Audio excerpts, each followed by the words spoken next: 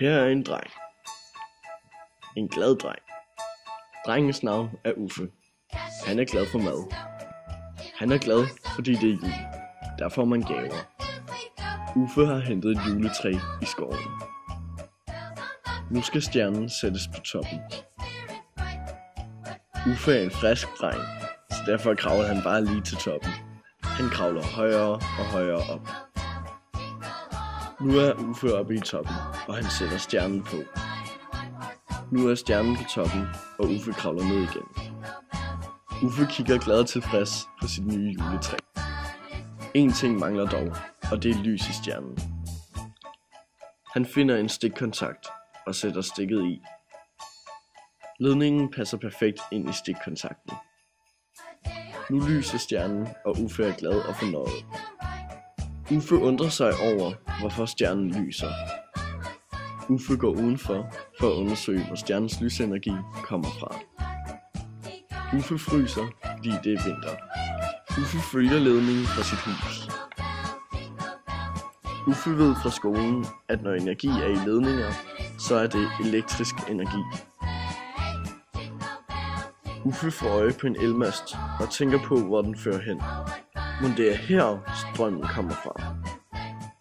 Uffe kravler op for at finde ud af det. Uffe kravler hen ad ledningerne, selvom det giver lidt stød. Men han vil bare finde ud af, hvor strømmen kommer fra. Uffe kravler og kravler af hjertens lyst. Uffe ser, at ledningerne fører hen til et elværk. Hvad mon det er for noget? Er det mon her, energien kommer fra? Uffe vil undersøge det nærmere. Han får øje på en turbine og går hen til den. Uffe tænker, at det er en sjov dimsedut. Men hvad mon den gør? Uffe kravler op på turbinen for at undersøge den nærmere. Uffe er en kvik dreng, derfor har han regnet ud, at det er her energien kommer fra. Det er kinetisk rotationsenergi.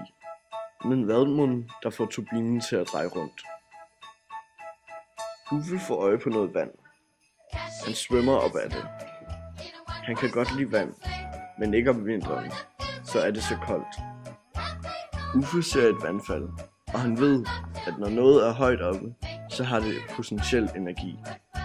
Derfor må det være vandet, der får turbinen til at dreje rundt.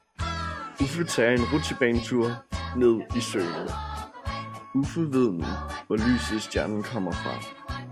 Det kommer fra den potentielle energi fra vandet, som bliver ført over i turbinen, som derfor bliver til kinetisk rotationsenergi, som bliver omdannet til elektrisk energi, som bliver ført gennem ledningerne over i Uffes hus.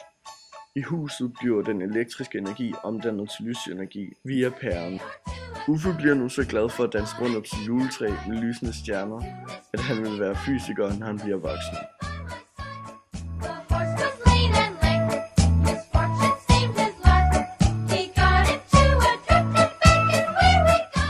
Men bliver Uffe nogensinde voksen?